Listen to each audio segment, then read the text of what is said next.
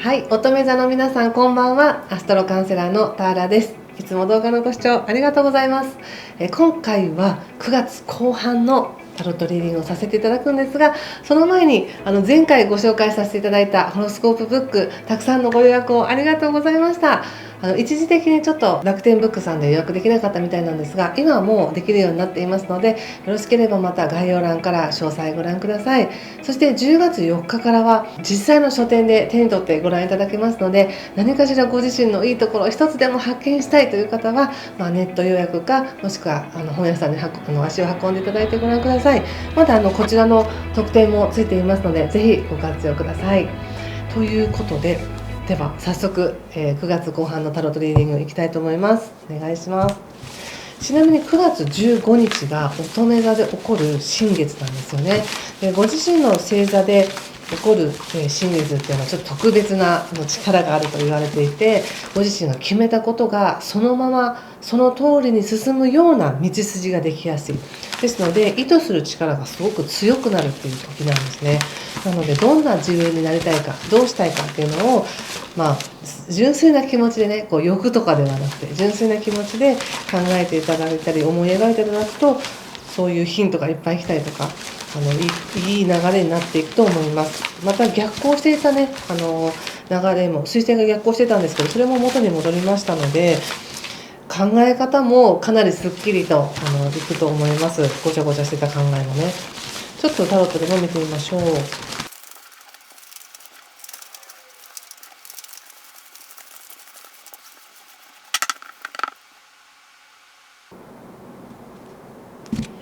はい、じゃあ一緒に見てみましょう。9月後半です。ペンタクス4の逆、ソードページ逆、ソードナイト、カップクイーン逆、カップ10逆とペンタクスエース逆とソード8。はい、気をつけることやオラクルは気をつけることや対策はペンタクス8と戦車とオラクルは、はい、フールの逆だそうです。そうですね、端的に言ってしまうと、かんえっと考えなんて言ったらいいのかな、考えるよりもそんなに心配しなくて大丈夫ですよってなるようになりますからっていうのがもうメッセージですね。で、私待っててる時にすごく感じたことが、来年のね6月以降ってちょっとかなり先の話になりますけど、来年6月以降って乙女座の皆さん社会運がすごく良くなるじゃないですか。仕事もね、社会って仕事だけじゃなくて自分の生きる環境が良くなっていくわけですね。ということは今年のお誕生日よりも来年のお誕生日は、全く違う環境にあるかもしれないって思った時に、この1年どう過ごしたいかっていうのをこの新月から2、3日以内に考えるとものすごくそうなっていきやすいっていうのがあるんですね。でちょっとカードで見たところなので、ちょっと待ってくださいね。ただそれを意図したところで、それがどうだとかこうだとか自分でうまくいってとかうまくいってないとか感じてたとしても、結局のところちゃんと気づいてなくても流れに乗ってますよっていうふうに言われてるなと思ったので、はい、何の言葉をかけてればいいんだと思ったぐらいです。何も言わなくても大丈夫みたいな感じに感じたんですね。でも強いて読ませていただくと、入り口がペンタクルスの4の逆なので、何かこのね9月15日からきっかけにもういいやって、自分の中でもう十分にやってきたし、こだわってきたし、積み上げてきたもの、もう育ったから手放そうみたいな、そういう何か一つの卒業ですね。手放すっていうね、そういうことがあるのかなと思いました。それを意識的にされるといいんじゃないでしょうか。で少しご自身の中では心配したりとか大丈夫かなっていう思いがあったとしても、十分にその思い、乙女座さんが思ってる思いっていうのは相手に届きますよというふうに出てるんですね。例えるならば、何かを育てていたとか大事にそれ自体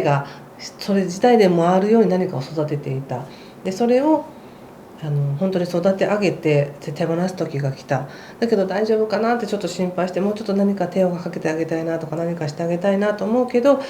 そこはあえてしないっていう形にして、自分は自分のことを一生懸命やる。それがなんか間接的に相手に伝わって、とてもいい関係でいるっていう感じがしたんです。なんかその優しさってね、直接誰かその人に何かをしてあげることじゃないですもんね。遠くから見守るとかもそうですし、手を出さないというのも優しさの時ってありますよね。その人がその人自身の力で成し遂げられるように、本当は手を出してあげたい、手を貸してあげたいけど、あえて手を出さない、あえて言わないっていう形で見守るっていうことも優しさの時ってあるので、なんかそんな感じがしたんですよね。でもそれは言わなくてもやらな何か行動として見せなくても、その乙女座さんの思ってる思い、誰かに対する思いやりとか、こうなったらいいなっていう思いはなんか巡り巡ってちゃんと相手に伝わってるなっていう感じがしたんです。なんか幸せな感じがしたんですね。はい。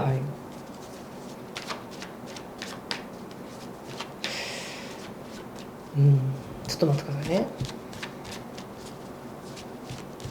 ちょっとこの現状から見ていきましょうか。カップのクイーンの逆っていうのは、自分では不確かな感じなんですよね。本当にこれでいいのかなとか、本当にこれで合ってるかなとかっていう思いだったりとか、ちょっとナイーブな感じになってるんですよね。でも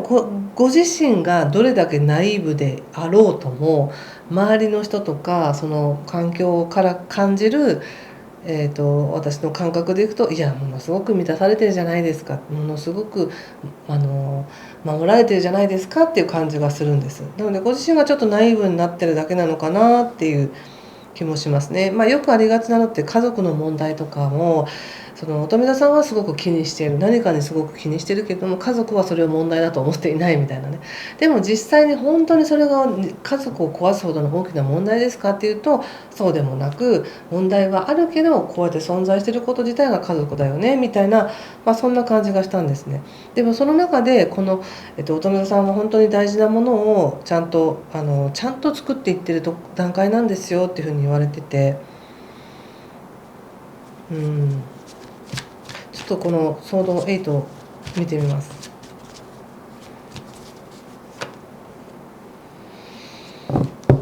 なるほど。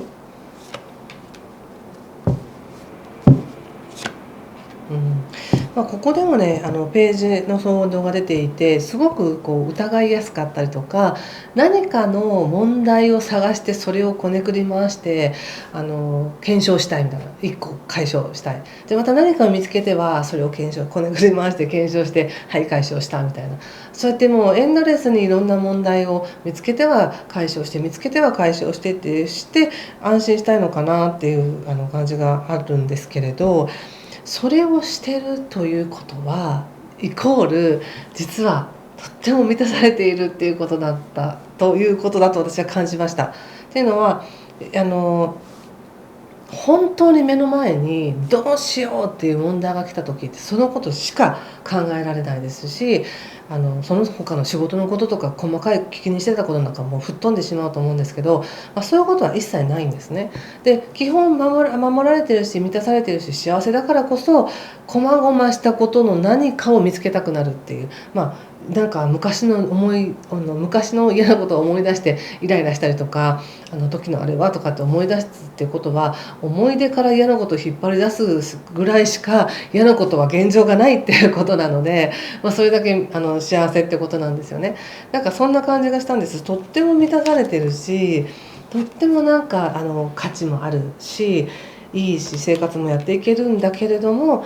何かで自分を縛りたい、何かの思いで縛りたい。でそのことをその解決をすることでいっぱいいっぱいになることで、な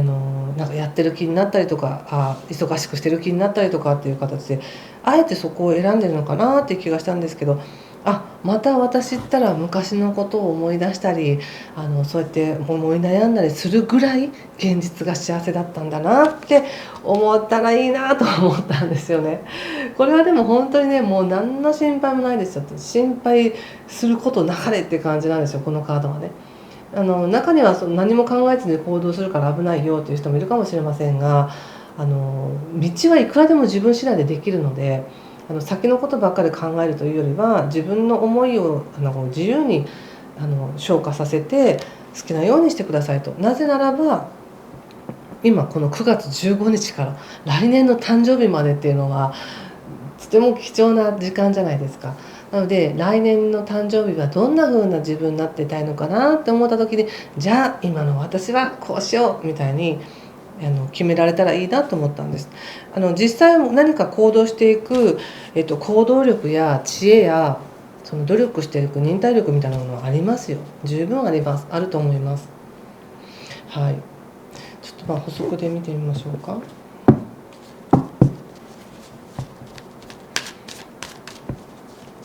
占いとかでもね、よくいいこと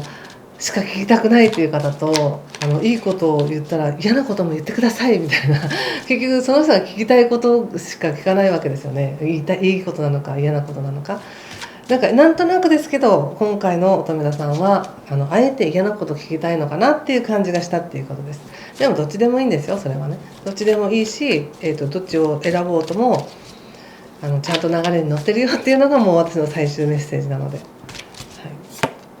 はい、ペンタクスのクイーンということで、やっぱりねしっかりしてますよ、乙女座の皆さん。もうペンタクスするっていうことでしっかりと価値を構築していける、もうお金も作っていけるとか、何か自分自身っていうものをしっかりと作り上げていってる段階っていう感じがします。ということでここまでにしておきます。もし何かしら参考になりましたという方はぜひいいねボタンやチャンネル登録、コメントで教えてください。本当何言ってるか分かりませんでしたという方はもうスルーしてください。すいません、こういう時もあるっていうことで。はい、ということでありがとうございました。また次回お会いできることを楽しみにしています。失礼します。